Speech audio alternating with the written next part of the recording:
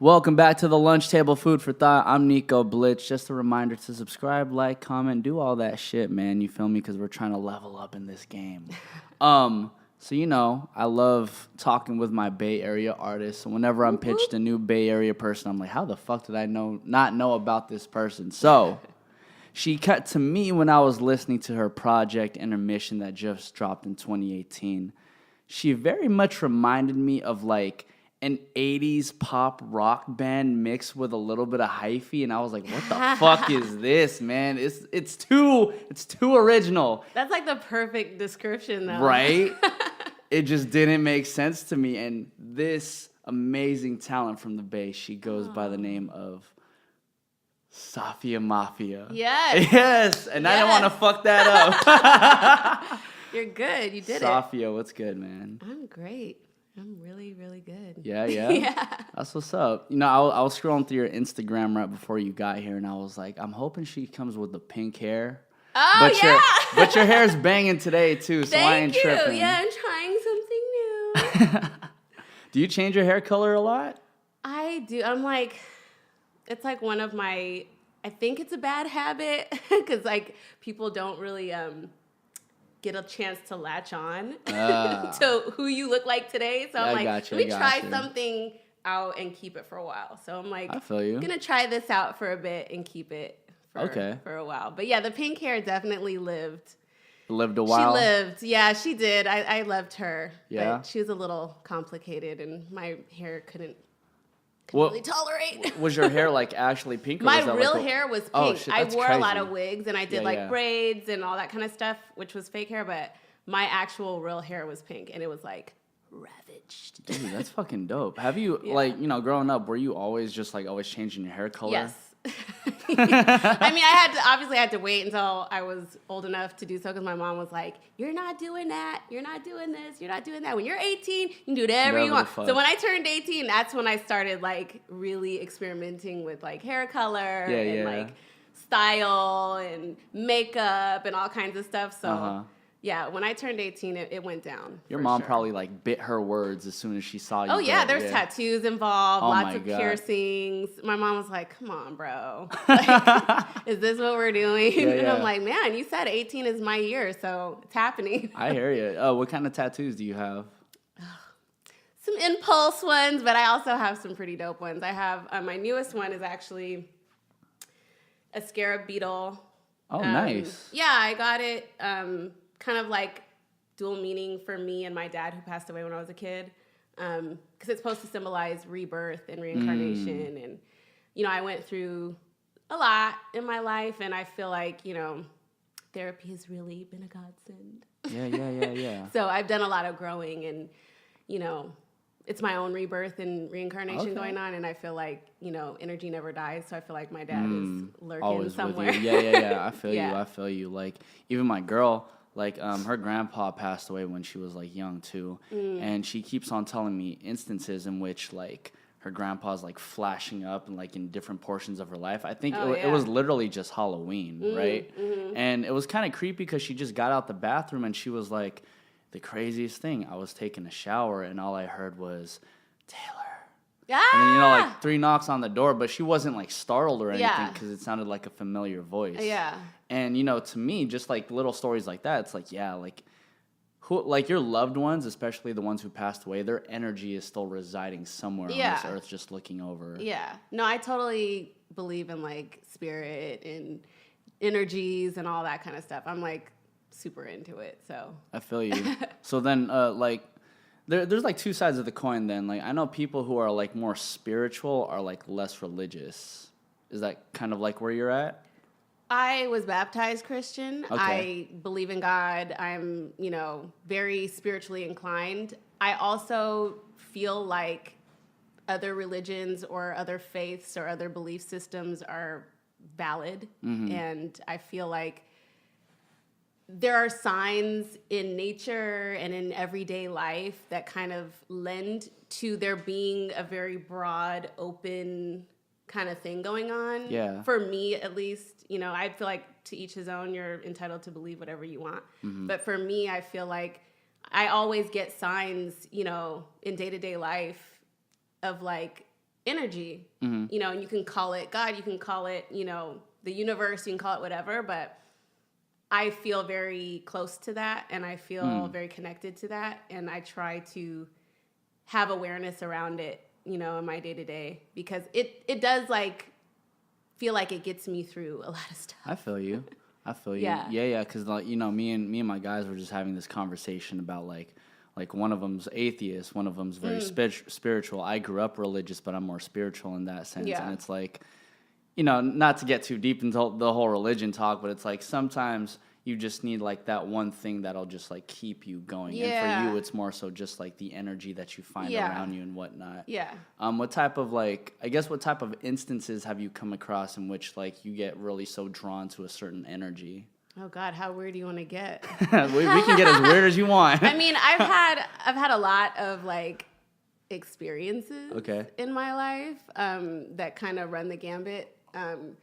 I've had instances where I will be compelled to speak to perfect strangers and have information about them and just start talking to them. The last time that happened, I was at Coachella and I was having dinner somewhere like just in the neighborhood in Palm Springs, and the waiter, I started getting all this like compulsion to like squeeze his cheeks, like, oh, you're so cute. And I was like, what the fuck? Like, I can't like walk up to this person and like squeeze his cheeks. So I'm just like, I just asked him, I said, do you have like a mother figure who died? Not like your mom. I feel like your mom's still alive. Do you have like a mother figure who died? And he's like, yeah. And I was like, was she always like, like... Yeah, just like squeezing cheeks did she look something? At you like a son? And she was always like, and he's like, yeah.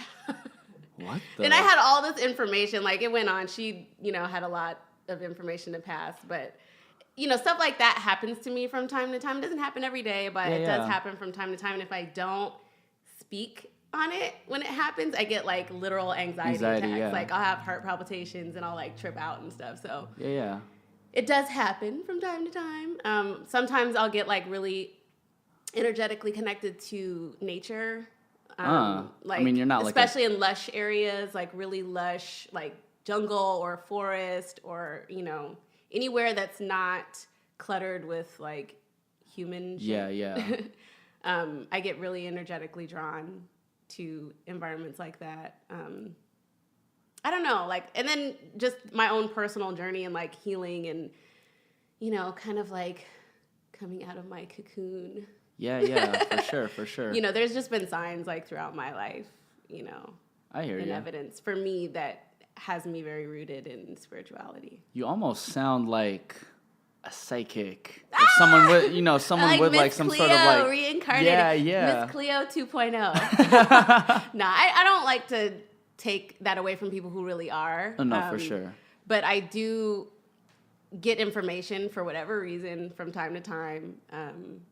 And I am very gratified and grateful for it because I feel like a lot of times the information I have for people is very helpful to them. And I'm really into like helping folks. So in what way? Good. So like even with the person that you met at Coachella, like what was that conversation like? I mean, he was just kind of like first really shocked, which is the usual response I get. But there was like information about like paperwork and like they had just bought a house and like there was stuff like that. So it was helpful for them in that way. There was also a guy I met in on Vieques Island, which is an island off of Puerto Rico. Okay. And I had information for him for a friend who had recently passed and about where there was some like jewelry that he had hid in his life and that he was supposed to find it. Like there was a lot, there's been a lot of instances. So people are like, wow, that's like super like crazy that you got that information. Whoa. But I don't know. I don't like to impose on people, but if I don't speak on it, I'll really like start to attack. Yeah, like, for sure. No, for legit anxiety. Well, you kind of just need to like let it out and they kind of do whatever they will with that information. Yeah. But it's not something I can conjure up and be like, okay, your grandpa's coming through and your mom said, hey. And like, it's not like that by any stretch of the imagination, but it'll just be certain instances where there's like a real strong compulsion to like speak to someone. And it's 9 times out of 10 a stranger. Very rarely it'll happen to people I know, but usually it's strangers. Yeah. So then how are you like with the people you know if you're not always like feeling that anxiety, like this is happening in your life? An example, like my current dude, like when I first started hanging out with him, I had never like seen a picture of his mom or met his mom, but he was not like into that kind of thing. Like he's like very like much a realist. Like just I logic. Don't, like if I don't see it or I can't like make sense of it, like 1 + 1 = 2 and that's it. Like there is no. For sure. But, that's very guyish. Yeah. But I described his mom to him and he's like, okay, whatever. But what color is her hair? And I said, I don't think this is right, but it looks like it's like burnt orange, like henna colored. He was like, I was like, damn. And you were right? I was right. Wow. But I saw her in my mind's eye. Like I saw her and I described, and he was like, okay. And then there was instances, you know, after that he was just like, okay, I'm a believer now. Cause, you know, he's usually with me when I like have these episodes and like start talking to him. He's like, this is so trippy. Yeah. But, Has there been like an instance in which you wish you had unseen something? Not yet. And I hope that that doesn't happen. Yeah. But there hasn't been like anything where I got like really fucked up information or like, you know, evil person was like, hey, you suck or anything like that. Like that's never happened. I'm like, hope it doesn't happen. Oh yeah, that's so strange. It sounds like you are somehow able, because I believe in this type of shit too, where you're able to tap into like some sort of third eye. Yeah, it's you know, something like it, you know. It's a blessing. There was a time when I was younger that I didn't really want to have gifts like that because I felt like, you know, people are going to think you're crazy. You can't really talk about it because people are going to be like, you're full of shit. Or, well, shit, you can talk about it now. Yeah, but I'm like, you know, whatever. Like, if you believe it, you believe it. If you don't, you don't. But 9 times out of 10, if I'm just meeting you for the first time today and I have information about your family that I have no way of knowing, there's probably something going on, you know, like, sure. So I just like, now I'm just like, whatever, if it comes to me, I share it. And, you know, sometimes there's been one time where someone like seemed like they didn't want to talk about it. Mm-hmm. Like the information I had, I guess the person who passed, they just really didn't get along with. Yeah. And he didn't want to talk about it. So I didn't want to impose and like keep, you know, pressing the issue. Sharing, but, you know, I had to get off my chest what I got off my chest and then I moved on and left him alone. But that was probably like the one time that was like close to being like not so positive, but you know, I guess I really wish that I could see these people later on in life and be like, so what ended up happening with that? Yeah. You know, because I always like remember these people and I'm like, damn, I want to know like if that worked out for you. Yeah. You know, just see if you were right on some of these things. Yeah. I mean, like a lot of the time I get validation for the things I say, you know, people are like, how did you know that? You know, but the suggestions and like the instructions that I have for people, like you never know if they did it, you know, you don't know if they followed through with what you said, you know, or if things happened beyond, you know, our encounter. So yeah. It just seems like you're using all your powers for good. Just I hope so. I mean, that's the intention. Here's the info and that's it. Yeah, I'm just like, I'm a vessel. This is what I got for you and do with it what you will. Hopefully you'll use it for something positive. I hear you. So even you being somebody who's like very in tune with nature, and you're from Oakland? Yes.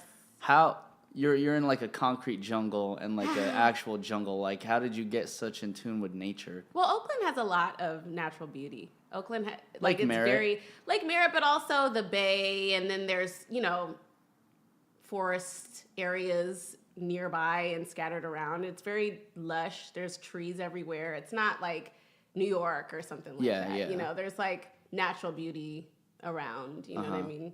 So I grew up like being around stuff like Muir Woods. I used to go to a lot as a kid, and I used to be like, oh my God, I'm living. Would you say that your experience growing up in Oakland isn't necessarily a typical one then?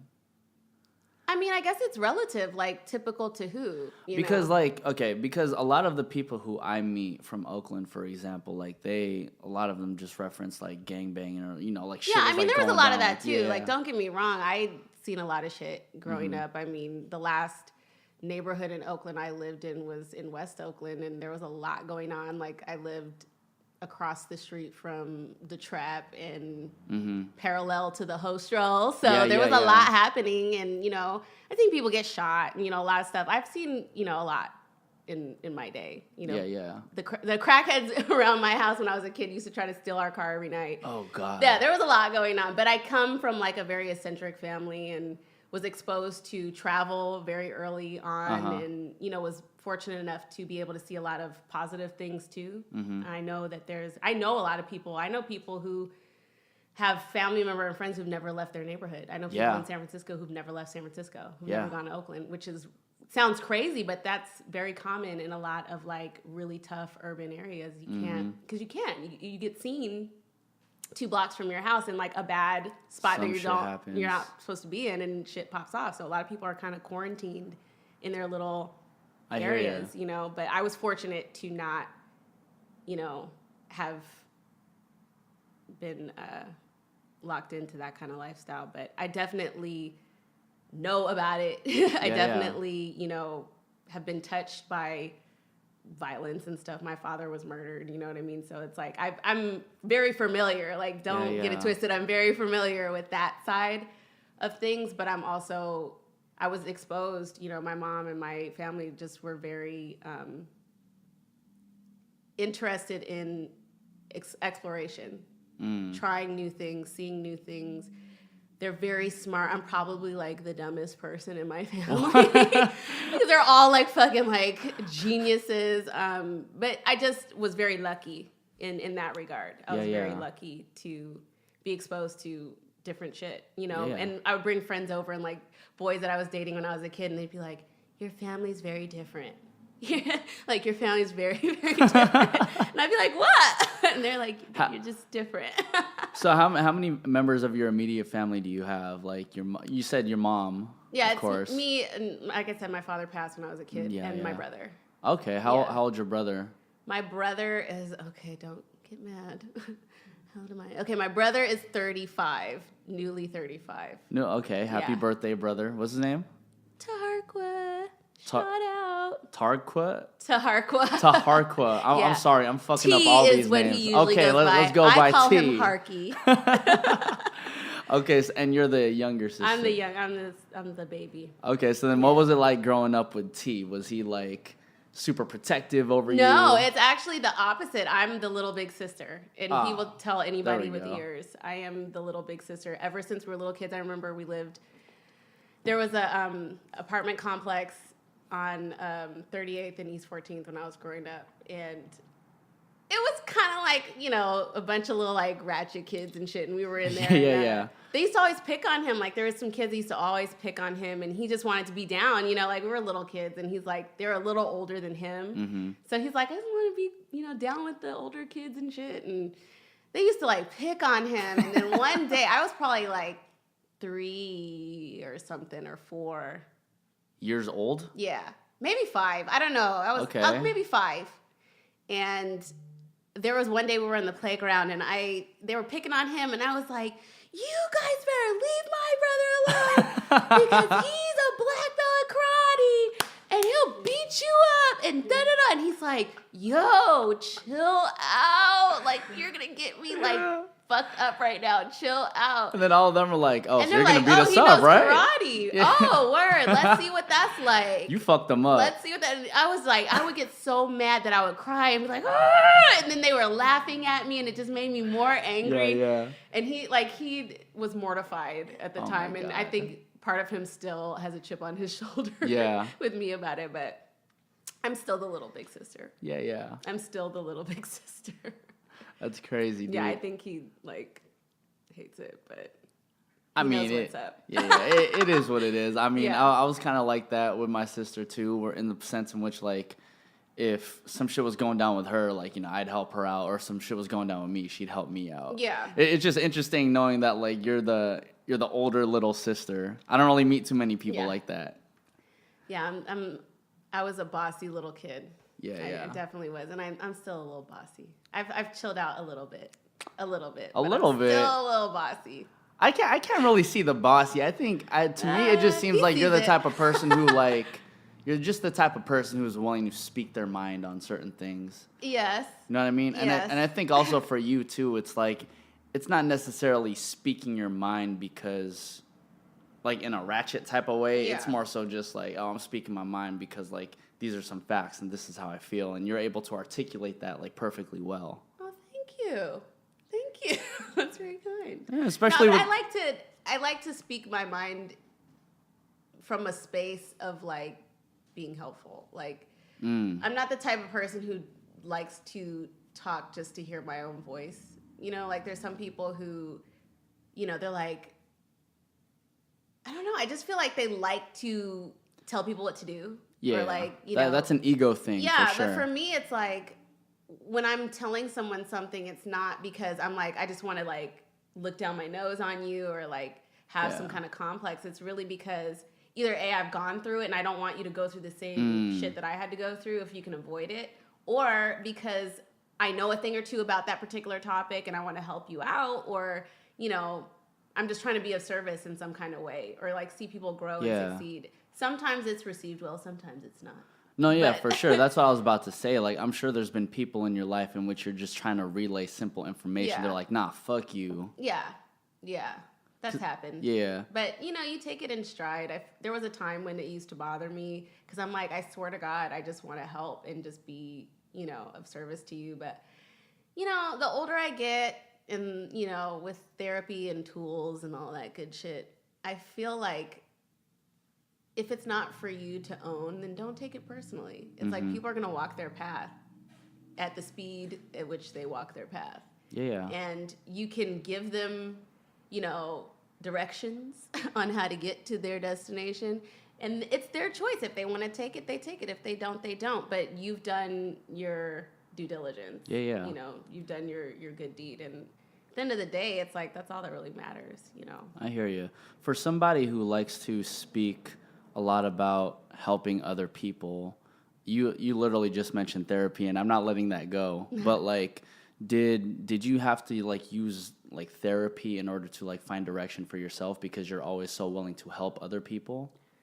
Like, yeah, in the therapy sense, actually helped me with boundaries in terms of overextending myself. I was the type of person who really had a very difficult time saying no. Even if it was putting me at an extreme disservice, I had a really hard time saying no. And I also was a type of person who struggled with letting toxic shit go. I'm a Cancer. Cancers hold on to everything forever. However, I'm newly very comfortable with saying no if I feel like something is not healthy for me or is not something that will provide productivity in my life or stability or, you know, progress. Then I've developed an ability to say no to shit and to say no to people and to let people and things go, you know, and not be like holding on to shit with a death grip, you know, because like sometimes you hold on to friends or relationships or people because you're like, well, if I let them go, then they won't have anyone, you know, and it's like, I can't fix you though. Only you can fix you. And if you're not in a space where you're ready to do that, that's okay. I will give you grace to be who you are in this moment, but I can't jump in the well with you if you're not ready to climb out. When you're ready, I'll shoot you down a ladder. But I can't get in there with you. And a lot of people require that of their friendships or their spouses or, you know, their business relationships or whatever. They require people to jump in the well with them. And it's like, but then you're just two people stuck in a well. You're still in the same spot. Yeah, exactly. No one's getting help, you know? So I've really developed a sense of like peace with that. Yeah. Just being like, you know what? Love you, but I will love you from a distance and send you all types of positive energy and love, but I can't be in this space with you. Yeah, for sure.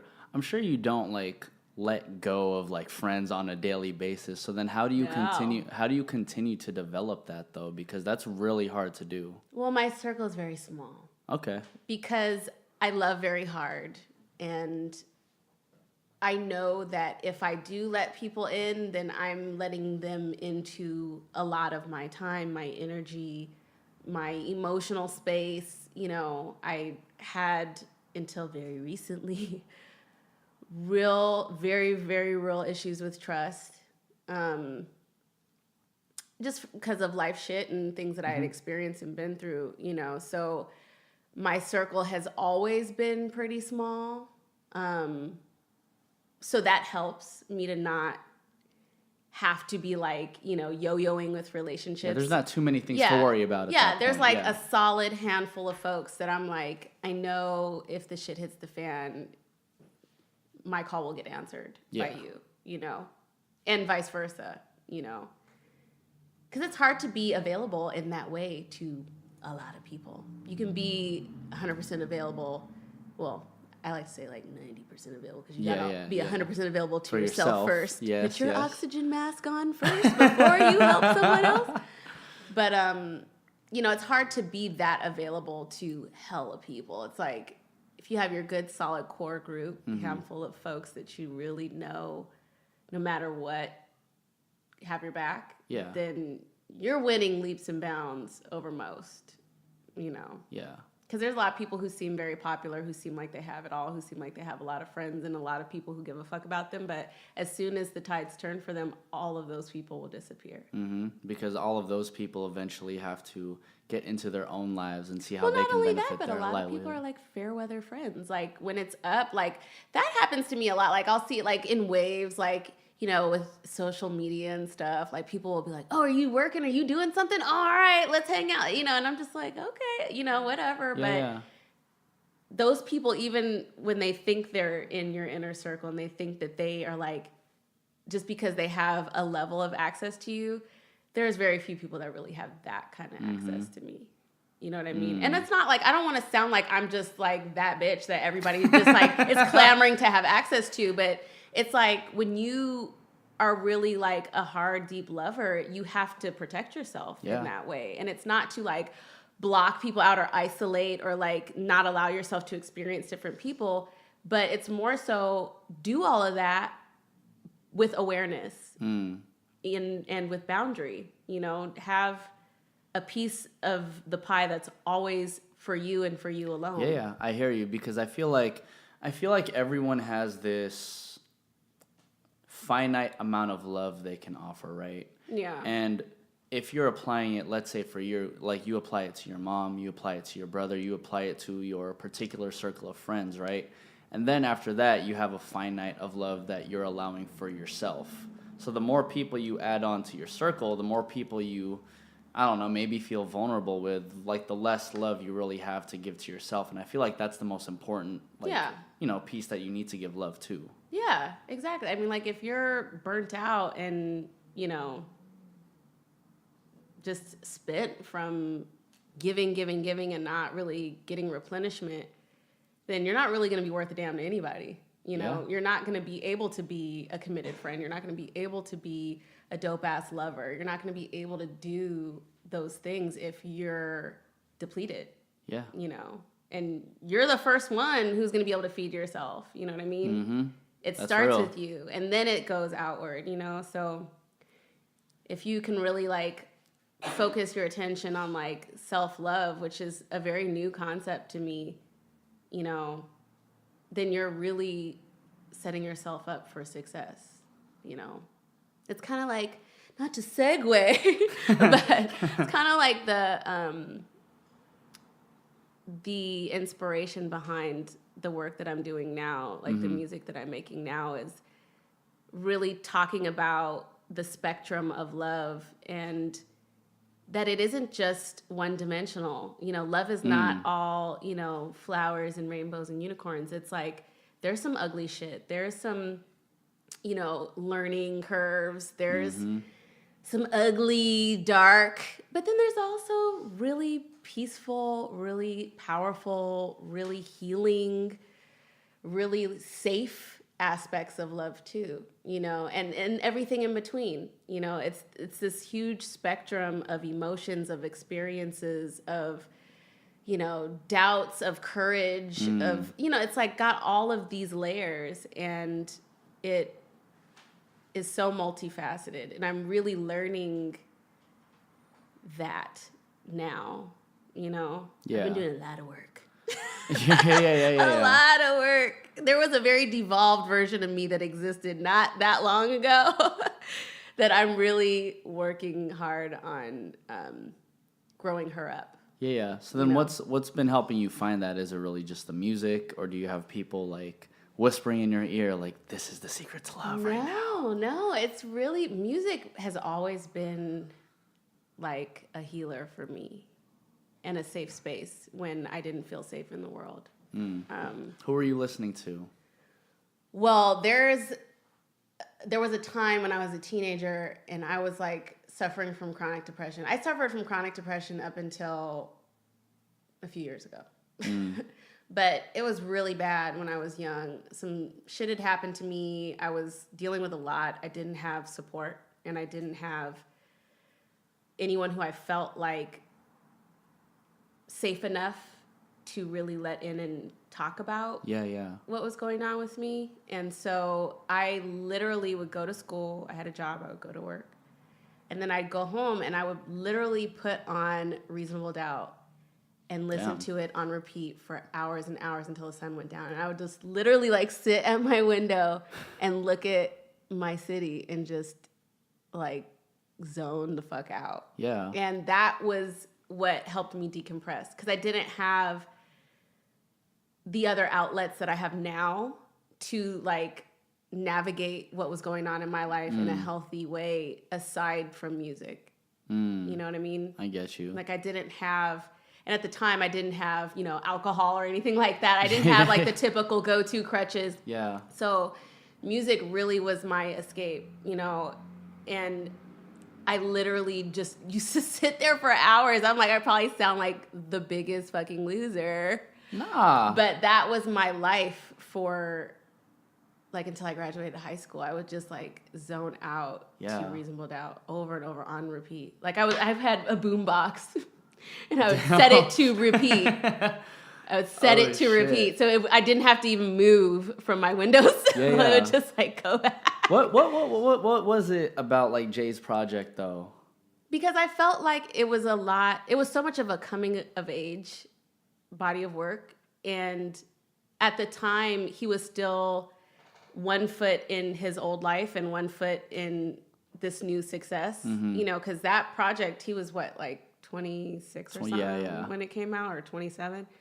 And that was his first album, you know, and so he was still very connected to Sean Carter. You know, he was very connected to this guy from Marcy Projects who was like just trying to get out like everyone else, you know, and trying to rise above the shit that he saw every day. And it was some fucked up shit. I mean, growing up in the projects, you're going to see a lot of shit, and you're going to experience a lot of shit and go through a lot of shit. And I feel like a lot of people, especially people of color, you know, Black people particularly, don't have a culture, well, African Americans, I will say, don't have a culture of expressing feelings, you know, and expressing like depression. I think this is very new. We're kind of coming into a space where like it's okay to talk about, but you know, if you just think back historically, like slavery fucked up a lot of people. I know I'm getting off on a tangent, but slavery fucked up a lot of people. And when you had the generation of former slaves and then these new people that were born free, and you'd ask questions, it's like, it's too painful to talk about, so we don't talk about it. But then you raise children who don't have tools to express emotion. How do I know how to talk about, there's a language around expression of emotion. And until therapy, like I literally didn't have the words to say, like, I feel sad, I feel angry, I feel depressed. Like, it sounds so rudimentary, but it's really, like, I would have to literally sit quietly and think, how do I feel? Huh. Like, I know I feel fucked up, but I don't know how to say it. I don't know the language of expression of emotion. So that's why you see a lot of like people of color doing these like great works of art, crazy ass fucking music, crazy, you know, acting performances, because it's like, I have to get this out. And there isn't a safe space for me to talk about it. There isn't a language for me to talk about it. If I do talk about it, I have, you know, I might get in trouble, but white America telling me to get over shit. And then I have my homies who think it's not cool. I might be weak. I'm showing signs of weakness. Or I just don't have anyone there. I don't have, you know, parents, or I'm a latchkey kid. My mom's working at night and I come home to an empty house. That was me, you know. There's just not an environment for me to sit and say, hey, I feel really fucked up and I need to get this out. You know, so music for me was that. Music for me was my little chase lounge, my therapist, you know? And I wrote and I listened to people I was inspired by, and that was all I had, you know, up until very recently. That was it. You know, the explanation that you gave me, it never, the way I saw it, just from my perspective, because I'm Asian, it's just that I saw whites in the entertainment industry. And then I saw an emergence of like blacks and African Americans in the entertainment industry.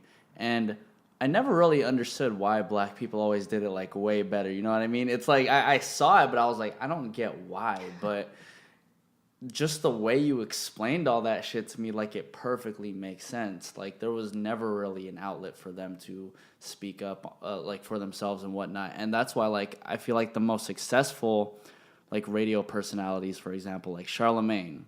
You know, he's black. Black Panther, that shit fucking, like, that shit took over, you know what I mean? And it's like, for me, just seeing, like, I appreciate that there's so much pride, but I never really, as an Asian American, I never really understood, like, exactly why. And I think your explanation really brings me closer to that essence of why it's so important and why you guys do it so well. But I think a lot of black people don't understand why. Because it's like, when you have cell memory of something that you didn't actually experience, but it's passed on to you, the trauma of it is passed on to you, the emotions of it are passed on to you, the dysfunction of it is passed on to you, but there's no explanation about where that came from, where those feelings and traumas are coming from, but you just feel it.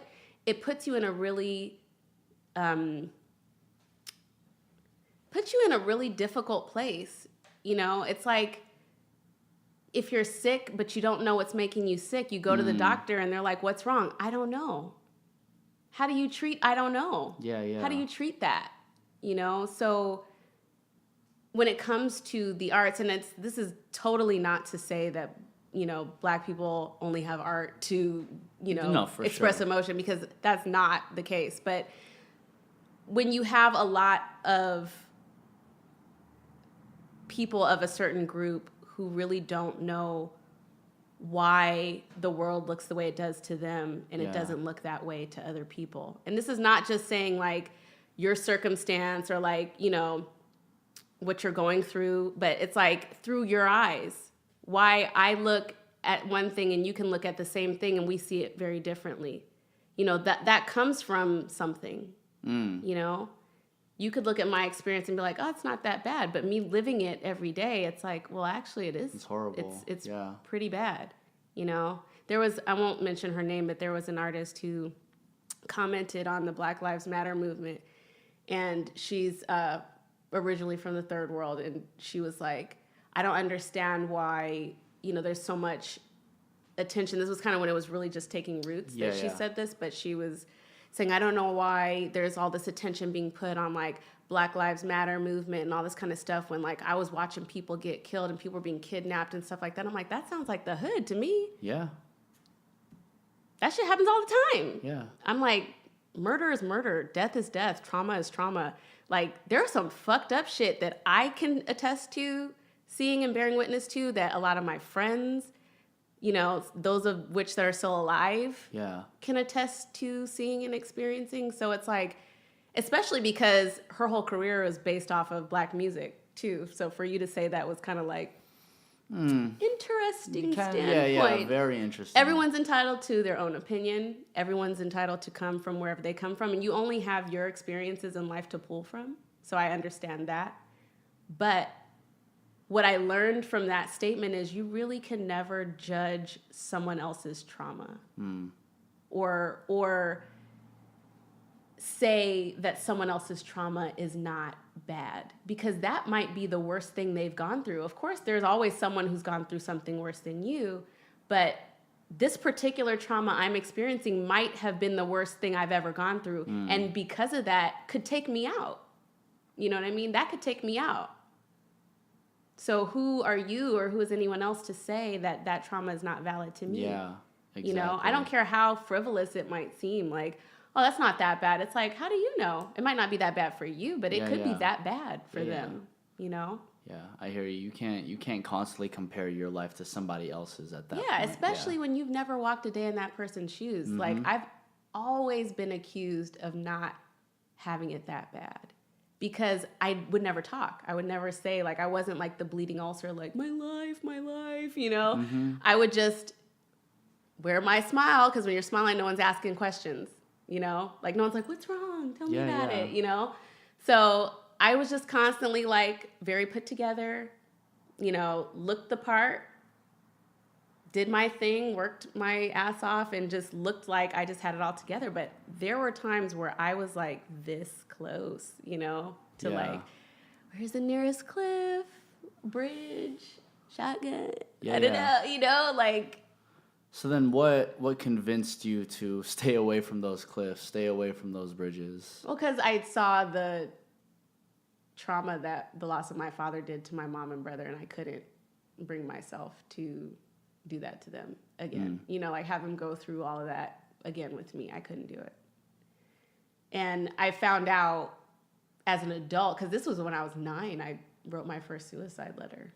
And I found out later that each one of us, my mom and my brother and I, had each thought about suicide, but the others were the reason why we didn't. Like my brother didn't because of me and my mom didn't because of me and my brother. Yeah. And I didn't because of them. So it was like really fucking trippy. Yeah. To learn that, I was like, God damn. I'm like, we're either really fucked up or really connected or both. I don't know, but yeah, so they were the reason why. Because I don't have no fear of death. Honestly, I don't. And I never did. Like, even as a little kid, I was never like, I don't want to die. Like, I never feared it. But you fear the amount of emotion that you're I don't want to put, just because I know what they went through. I know what I went through, but I know what they went through. And I saw them be broken by the loss of my dad. And I'm like, how could I do that to them and put them through that kind of trauma again? Like, how could I do that? But for me, I just feel like energy doesn't die. Like, energy can't be created or destroyed. So if I die in this physical form, I'm just moving on to something else. I'm not stopping and saying, okay, that's it. There's nothing else, you know? Because all we are is energy, right? Yeah. That's what animates our body, is energy. So if you think of it from that perspective, it's like, how do you fear transition? So, all we're doing in this life is transitioning. We're going from infancy to adulthood to an elder. Our whole life is based on transition. So I fear continuation of transition. So you're saying even like our like physical form bodies is just part of like, I guess, growth, and even death is part of growth. Yeah, because when you die, like you bury something in the ground and it decays and it becomes something else. It feeds other life forms. It continues on. It doesn't stop. Like you don't freeze and then disappear and evaporate into nothing. You continue on into something else. You decay, and little maggots eat you and shit. And then they become flies, and then they do their little fly boogie. Yeah. You know, it moves. You move into different things. You're constantly in a space of transition. The energy doesn't stop. So then let's take that concept in which like you decay, the maggots get you, the flies get you, and your energy is like in this fly. What do you think happened? What do you think translates after Like, where does that energy go to eventually? Do you think we are, like, reincarnated, or are we taken to, like, somewhere upstairs or something like that? I don't think, like, I'm not someone who believes that heaven or hell is a place you go to. Okay. Like, I don't feel like you die and then ascend to heaven or descend to hell. I feel like there are people who are living in hell right now in this life. There are people who are living in bliss right now in this life. So I feel like if heaven and hell were places we went to, we wouldn't experience those things. I get you. During life. I get to you. me, and to each his own. Everyone's entitled to their own opinion, but that's just my opinion. And I feel like your soul is everywhere. You know what I mean? I think that's how sometimes you'll hear about, I think twins are the best example of that, how one can be, you know, in California, the other one can be in New York, and one feels sick or my leg hurts. There's, and like, you some feel, connection. Yeah, it's like there's energetic movement all the time. You know, I don't feel like I think it's a very human mindset to box yourself into something so small and say that that's it, or like we're the only life forms in the universe, or, you know, heaven is like a house in the sky. That's like a very small way of seeing things when there is an infinite way of seeing things. Like if the universe is infinite, right? How do we put ourselves into such a small space and live into such a small box? If the universe is never ending, you know, if there's the existence of black holes, which are in essence could be time travel because time ceases to exist at the event horizon. You know, I'm sorry, I'm like a nerd. No, go ahead, keep going. But you know, it's like, if all these things are possible, you know what I mean? Just the birth of the planet we live on, how miraculous is that? Yeah. You know what I mean? The universe that we exist in, how miraculous is that? So it's like, if God is supposed to be this infinite, all doing, all seeing, all existing being, and we are made in his image and we are a part of him, we're all his children, then why would we think that it stops right here? Yeah.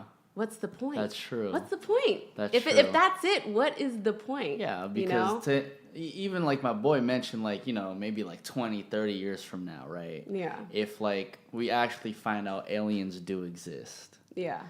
To me, it's just like, I thought about it and I'm like, you know, if aliens do exist, I think that's part of like God's creation. Because if God is like this almighty powerful thing, he's not just focusing on one little planet in an infinite universe. When there's like fucking Venus and fucking Saturn, you know, all that shit. Like, there's probably life forms on there. Right. And there's solar systems upon solar systems upon solar systems throughout the universe. So to believe that we're the only ones that exist within infinity is very small. Yes. No shade to anybody that doesn't believe in other life forms. No shade to you.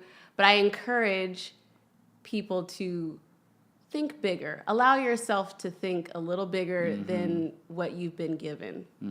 You know?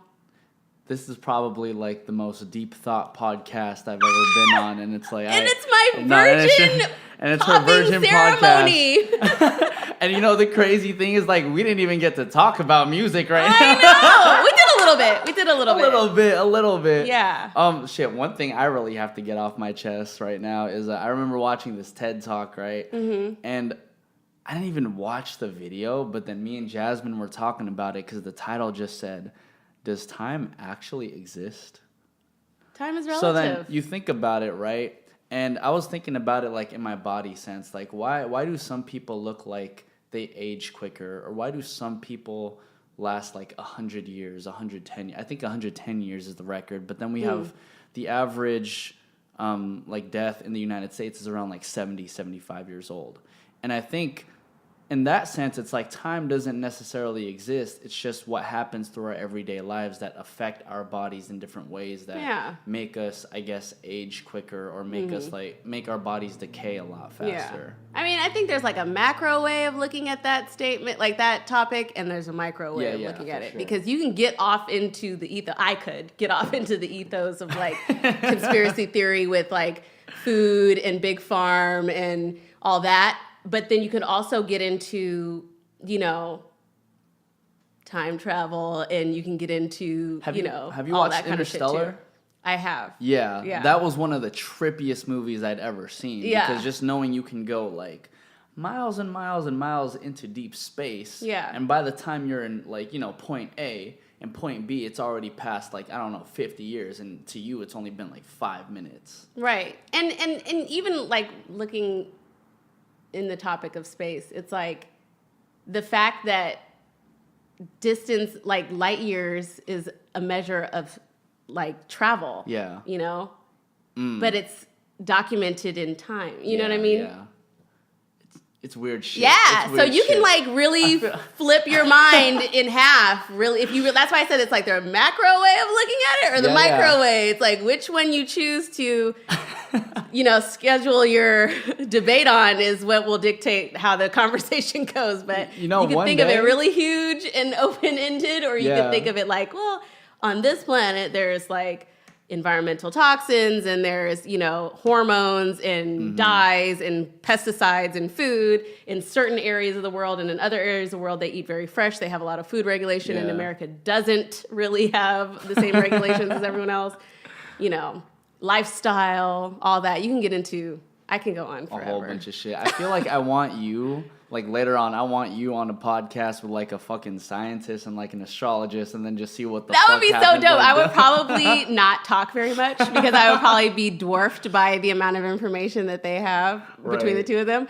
But I would, like, the little kid in me would be like, they're arguing who's gonna win. No, it would just, because I used to like legit during like recess and stuff, there would be times when I would like sneak into the library and read about like nebulas and shit. Really? Yeah, I used to collect rocks and I used to collect like orca figurines and shit. I was the real live nerd. I was a real live nerd as a kid. I used to watch like the History Channel on weekends, like Saturday mornings. Oh my God. Yeah. Shit, that's funny. Super nerd. So the kid in me would be like, yes! That sounds like so fascinating. Like just sit and like watch like these like great minds go at it. But yeah, I probably would be very quiet during that podcast. So then what type of stuff do you watch now? I'm really interested in that. Things have changed since no more then. History Channel. Well, because the History Channel isn't really about history so much anymore. It's like reality TV. Reality has kind of like taken over. Yeah. I do watch a lot of trash TV these days, which like don't tell my mom, she's so like ashamed. I'm like, I would probably get disowned. Like shit? Yeah, like there's some like love and hip hop going on in okay, my house. Okay. There's some Black Ink Crew going on in my house. I'm like, you know what? All is good because you were watching all the dope shit when you were young, and that's the stuff that's embedded. I watch like cool stuff too. I watch a lot of like. There's home flipping shows, too, that I'm, like, into newly now, and documentaries and educational shit. Like, I watch Nat Geo a lot. And well, I feel like sometimes you need... Because I feel like you're the type of person who really, like, digs deep and, like, gets lost in your own thoughts. And you're just, like, you need some mindless stuck. white noise every now and then to just kind of, like, decompress a little bit. I know, like, there's a lot of people that are like, you are what you consume, and you have to, like, be cognizant of, like...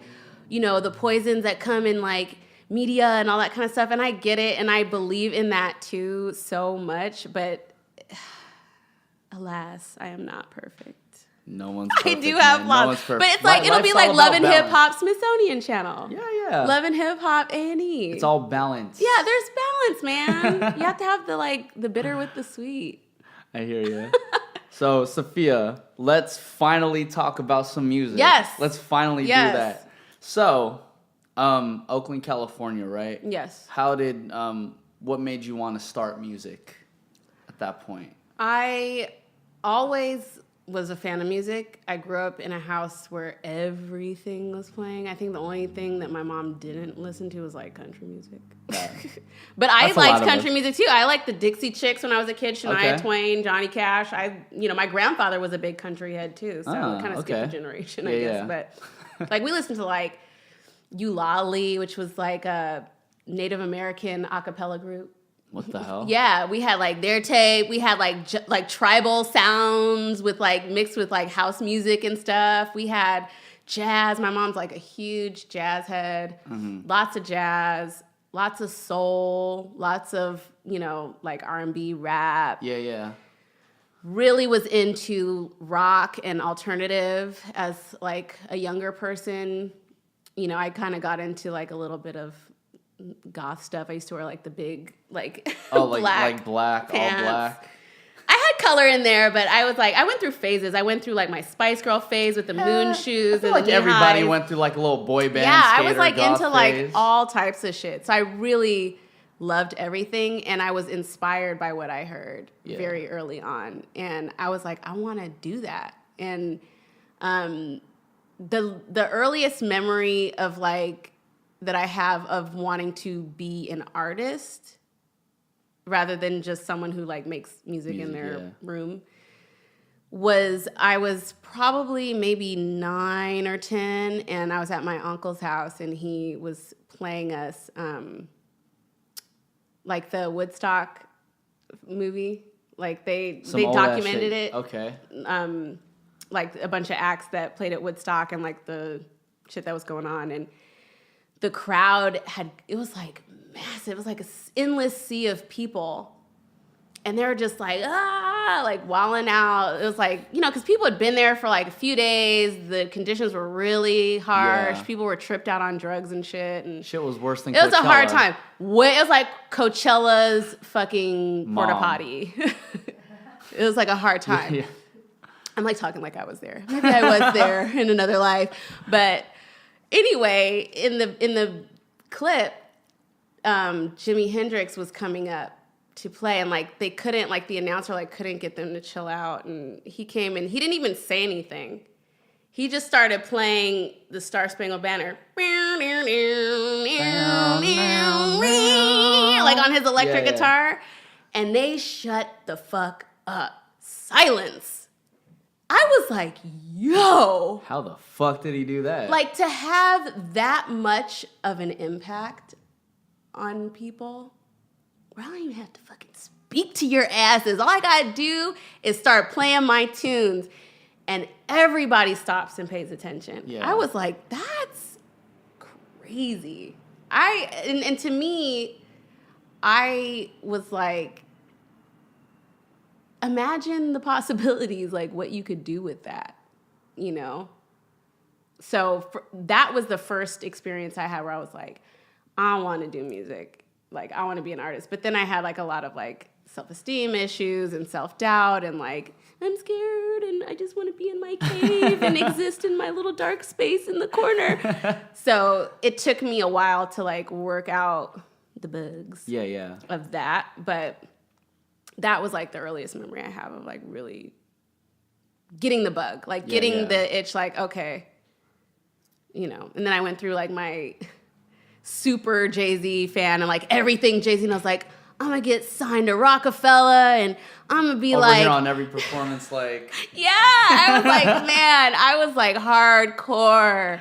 Everything they dropped, I was like, I was like super hardcore fan. But I went through my phases, just like my style phases. I went through my phases of music. Was like, when I first started recording, I was doing R&B stuff, but I really wanted to be doing like more alternative music. I could hear that, especially right now. And it wasn't until I moved to LA that I actually really started dabbling in it, because I didn't have anyone to work with. No one would work with me back in those days. Why? Because I was new to town, and it's like you come to LA and say I do music. They're like, so what? So does everybody else. Who gives a shit, So it was basically like me starting from the ground up. Like in Oakland, I had met, producers, and I knew people that did music, so I could go in and start working. Who were you working with in Oakland? The last person I worked with in Oakland was Bedrock, who I am now working with again here in LA. But Crazy. But the first people I recorded with on the production side was 2 guys that had a production group called Matrax. Okay. Locke and Terrell, shout out. Hope you guys are well. But those are the first guys that I ever recorded with, and you know, it was like a lot of R&B and, you know, hip hop vibes and that kind of thing. And I just really wanted to do different shit. And I had a hard time finding people within my circle that either they weren't into doing other music with me, or they just didn't have the chops to do other music with me. Like, no shade to anybody from Oakland at all, because there's so much talent there. But, you know, people have their thing that they are into, and everybody wasn't into what I was into. Yeah, I feel like especially growing up in Oakland where, like, the Hyphy movement was birthed and shit, like, your music doesn't sound anything like that. Not really. And, you know, to put somebody who's just very, like, that type of shit. But I was totally into that, too. I mean, but it's like, there were people, I just didn't have access to them at the time. You know what I mean? There were people that were doing different shit. Like, I don't want it to come across like Oakland just is a small box, but there's definitely like lots of people that are doing lots of really cool shit. But just within my circle, I just didn't have it. I didn't have access to it. So when I moved to LA, I was just like singing in my closet. Like, I saved up and like put a mic on layaway and like got a little used inbox mini from Craigslist and like taught myself how to record myself. And I would just literally be in my closet singing a cappella shit. Like, I would just like make like Evanescence style songs, or like, I was like really into, I was like into like a lot of alternative shit. But that was actually a blessing at the time. I was like, no, work with me in LA. But it was really where I locked in my sound. Yeah. Because I only had come from singing like R&B stuff before. So I really had to redevelop myself and relearn my voice. Like, what does this new music sound like, you know? Because I hadn't made it before, so it's like, I don't have experience. What does it sound like? I don't know. Let's fuck around. Let's figure it out. And by the time I did start to kind of meet people in like the LA music community, I had already figured it out. I was already like, yeah, this is the type of music that I make. Like, are you with the shit or not? So then are you like very particular with like the producers that you work with then? No, I mean, I don't like to box myself in. I'm sure that's come across. But multiple times. So I'm like, if it makes sense, I'm super down to work with like other songwriters, other producers, other artists. Like, I've done collaborations with other artists before too. So it's like, I'm open. As long as it makes sense, you know. I've gotten, what I have gotten past is doing music just to do music. Like, there was a lot of like, when I was just trying to like carve my, you know, little space in Oakland, I would just do music with anybody. I would do music on any song. I didn't care. I was like, I just want to work. So I don't care who it is. I don't care what the song's about. I don't care if I like the song or not. You want to work with me? I want to work with you. You know, so I've grown out of that, because I'm like, okay, like, if the song is about something I don't really believe in, or if the song is really trash and I don't like it and I wouldn't listen to it. You don't want your name attached. I don't want to do it. Because it's like, you got to be able to get behind what you do. Like, if I can't stand behind my work, how is anyone else going to stand behind it? So you have to, you know, place some value on your craft after a certain point. No, you have to place value like on all your craft. Yeah, after a point. Nice. And there is a dues paying phase. Which is very necessary. Yeah. Like, you can't be the type of person when you're just getting started, when you haven't even really developed yourself yet, turning people down and being like, no, I refuse. You know, because it's like, you can, but you probably won't get very far. Well, I feel like you kind of have to go through that phase in which like you're working with everybody, because at that point you learn about how far you're willing to move in your music career, and you also learn more about yourself at that space. Exactly. And it's like, I get it. Like, when you're an artist, you're very sensitive about your shit. I get it. But I feel like there's a lot of, like, I'll have a lot of people like DM me like, oh, get me on, or do this for me. And it's like, there is a beauty in starting from the ground and working your way up, because how can you require something of someone else that you yourself have not attained. Yeah. You know, like how are you requiring everyone you work with to be on their A game when you're not on your A game yet? You haven't even learned your voice yet. You haven't even learned what kind of music sounds good with your voice. You haven't even learned your writing style yet. You haven't even like sharpened your pen yet. But you're requiring everyone else you work with to be A1, but you're not A1. At that point, I just feel like it's somebody asking for a handout. Somebody like, yo, put me on. And I get it. You gotta, a closed mouth don't get fed. I get that. But, you know, what I tell people when they do DM me and like ask for, you know, handouts and favors is like, be willing to do the work because, you know, you have to put the iron in the fire, man, to get your fucking sword or whatever the fuck, you know? You know, side note, this is a super, like way far out there, but my boy hit me just yesterday. He's like, bro, there's like $100 blacksmithing class in Oakland. And Yo! we should do, you know what I mean? Oh my God, I probably would do that shit. Low key, I probably would do that. But back to the subject at hand, it's like, I get you.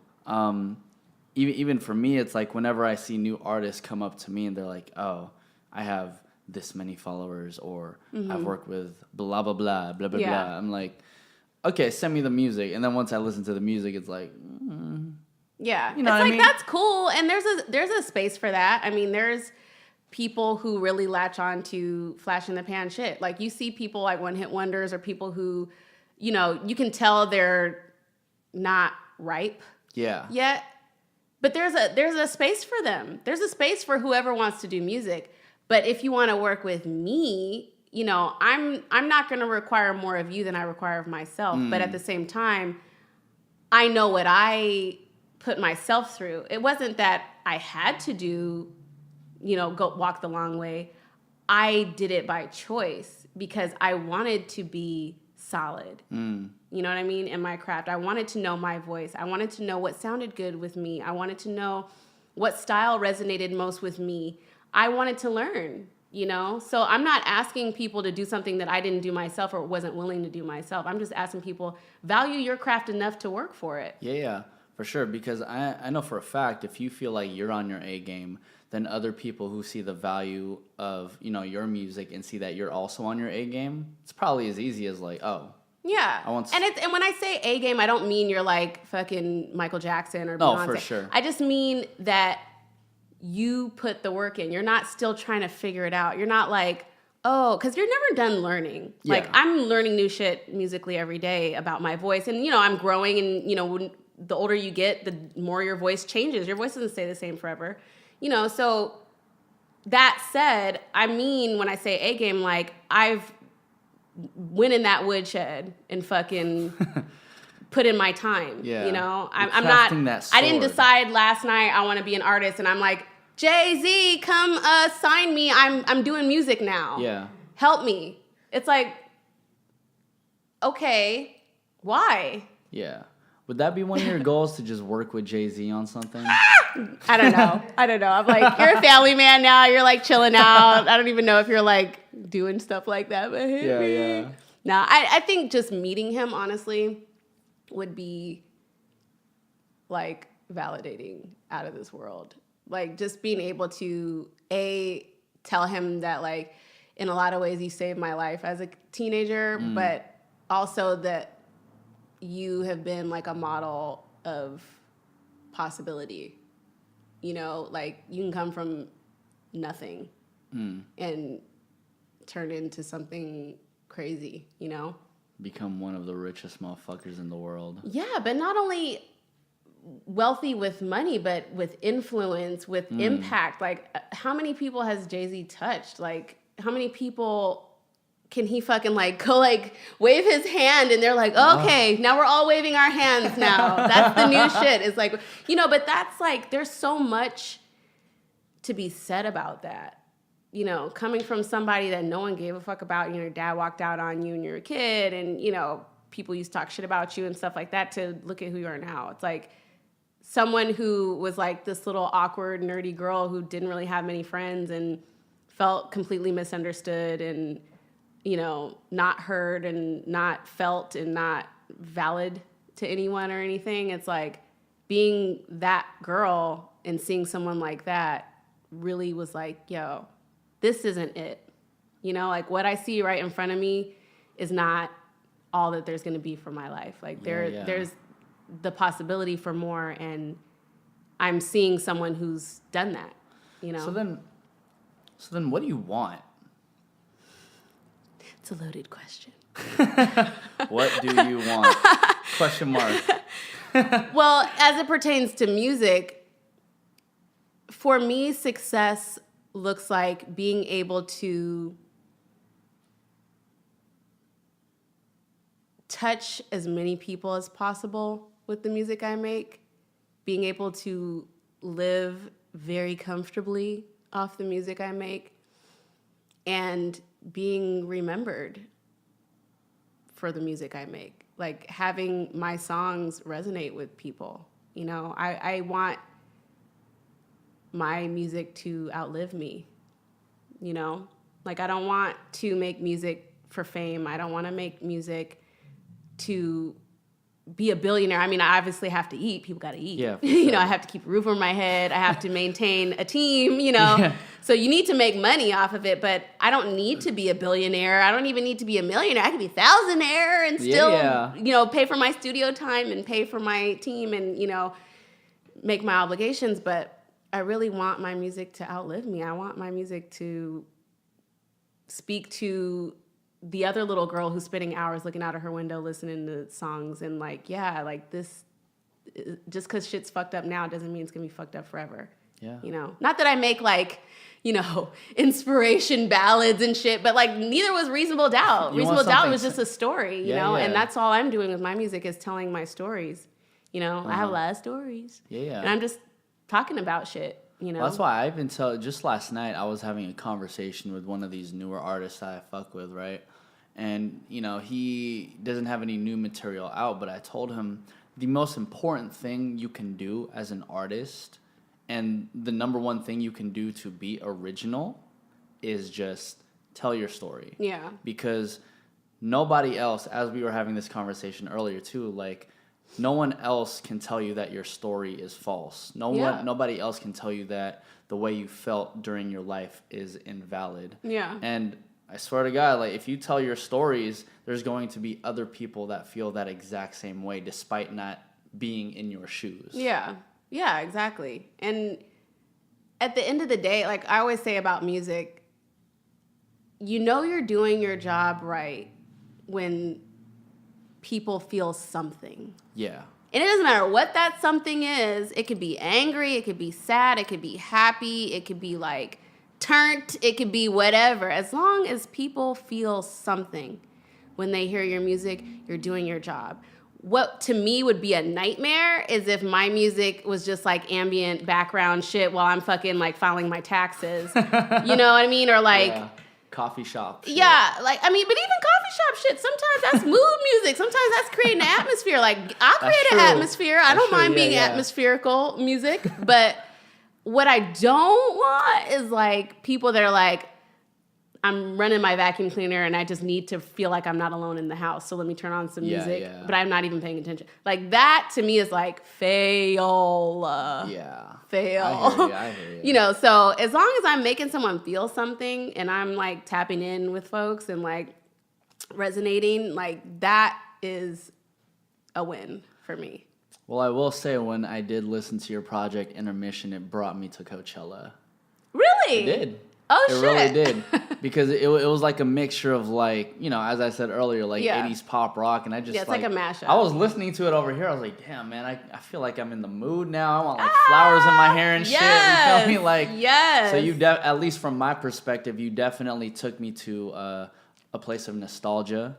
Good. And, you know, you made me feel like it was a hot summer day. Oh, wow. In the middle of November, right before Thanksgiving. Wow, there's like a mood. That was like a whole little environment you just painted. Hey, that's the type of shit I got from your music, so that was all you. Dope. So thank you. I'm glad to be of service. So, do you have like any more projects coming out for the rest of the year, or even for 2019?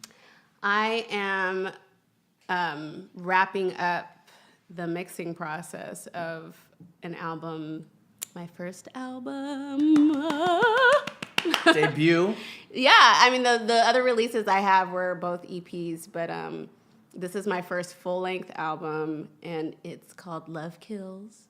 Okay. And I know it sounds crazy, but having sat with me Hey, no. for as long as you have, like, it's more than what it appears It goes in the back title. I think it goes back to that love spectrum part of the conversation we were talking about. It does. And it's what made me pick that name. Well, there's a track on the album called Love Kills, but what made me want to use that for the album title was because there's a duality in that statement, if you think about it.